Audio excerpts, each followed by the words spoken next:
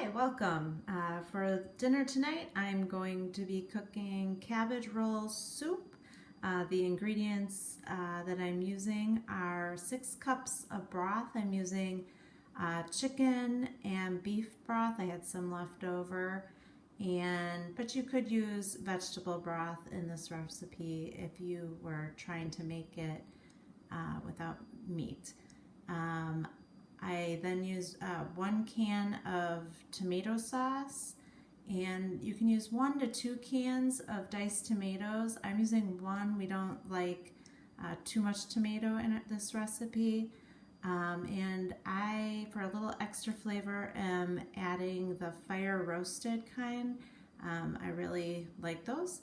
And we're going to have 1 cup of rice, 1/2 cup to 1 cup of onion. I just had a bunch of small ones, but probably like 1 large onion. 3 to 4 cloves of minced garlic, 1 to 1.5 pounds ground beef, or if you have like a meatloaf mix, that would also work. If you're trying to do it without meat, probably 1 to 2 cups of cooked lentils would work. 1 to 2 diced carrots, 1 head of green cabbage. Mine's kind of small, but it's what I had. I probably would go a little bit bigger on the cabbage if you have a choice.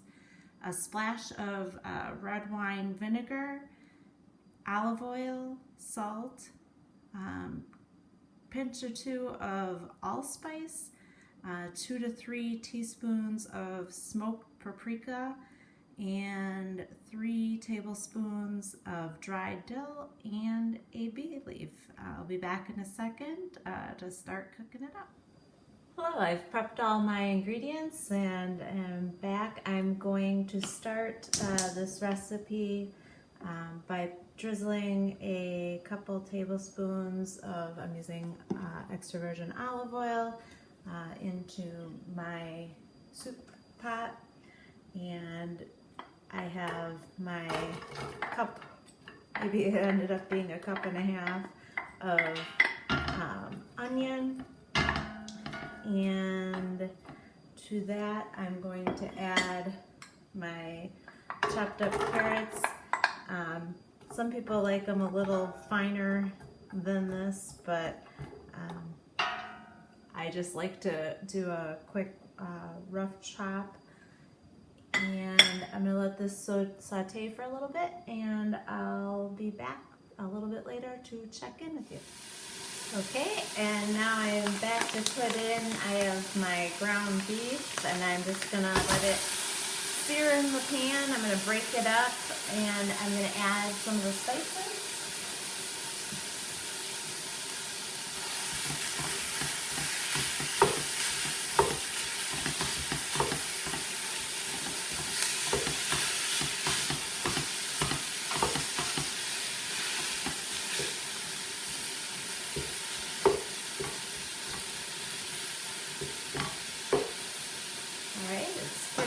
Broken up, but as it cooks, I'll break it up a little bit more. And I'm going to add at this point some of the spices. I'm going to add my 3 to 4 tablespoons of dill and my bay leaf and my smoked 2 teaspoons of smoked paprika and my pinch or so of allspice, and I'm going to put in my dash or so of red wine vinegar,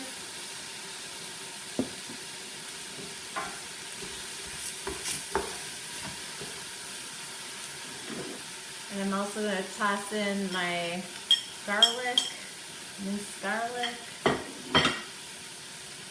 I think I put 3 or 4 cloves, but you know, if you don't like it, anything can be adjusted. If your family doesn't like onion, you could use little or no onion.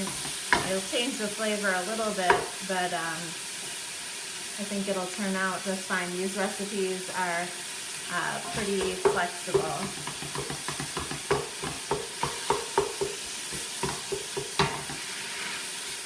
I'm gonna let this meat ground up and I'll be back in a sec. Okay, the beef is browning up nicely, and the aromas from all the spices being toasted, really, it smells amazing. I'm gonna add some of the liquid ingredients now. I'm adding 2 cups of beef broth and 4 cups of chicken broth.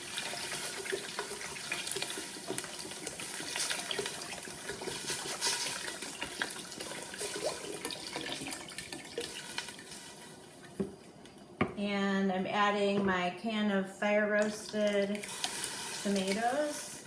And this is one, again, if you wanted 2 cans, go ahead, put 2 cans. And 1 can of tomato sauce. And I'm gonna let that, put the lid back on and let that cook up and let the flavors meld together. And I'll be back in a little bit to add in the rice and cabbage. Actually, right now I think I am going to add, one of my broth was a low sodium chicken broth. So I'm just going to add a little bit of salt now and probably some salt later to taste. Whatever you like. If you're trying to be more low sodium, then leave the salt out. I'll check in with you later. Okay, it's been about 10-15 minutes and my soup is boiling, and I am going to add the cabbage. And you could add the cabbage a little bit later in the process if you don't like it as wilted down, but I really like it wilted down. This recipe is something similar to what my grandma made. She used to make the cabbage rolls themselves, where she would take each cabbage leaf and roll the meat and tomato, or I shouldn't say the tomato, meat and carrot and spices, and then pour over tomato sauce and then bake the dish. But this to me is so much easier and you get all the awesome flavors. The 2 most important spices I would say in this recipe are the dill and the smoked paprika. They really make a difference. The other stuff, it's like, if you didn't have a bay leaf or you didn't have the allspice, it'd probably be okay. Another spice some people add to theirs is the dried parsley. But I didn't have any today, so we are doing without.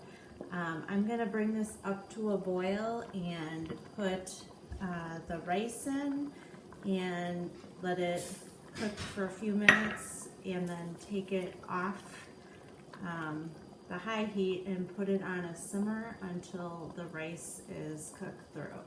I'll check back in if you like. Okay, I'm back and the soup should be pretty much done. I tested my rice a few minutes ago. You don't want to overcook your rice because it's going to still be hot after it's done. Some people like a soupier soup, or so they either add more liquid, or if you cook your rice separately, that's another way to do it. Some people like to keep the rice separate also because if you're making a big pot of soup like this and you're going to eat it over multiple days, the rice might get a little bit mushy. My family doesn't seem to mind, but if yours does. The other thing is if you want to make it a little bit spicy, if your family likes spice, a little pinch or 2 of cayenne would be good in this. Also remember to remove your bay leaf. Nobody likes to take a big bite out of that. And I'm just gonna take a ladle, and it's a nice cold fall day, a little bit rainy, and I'm gonna enjoy some soup. I hope you give this a try. Thanks for watching.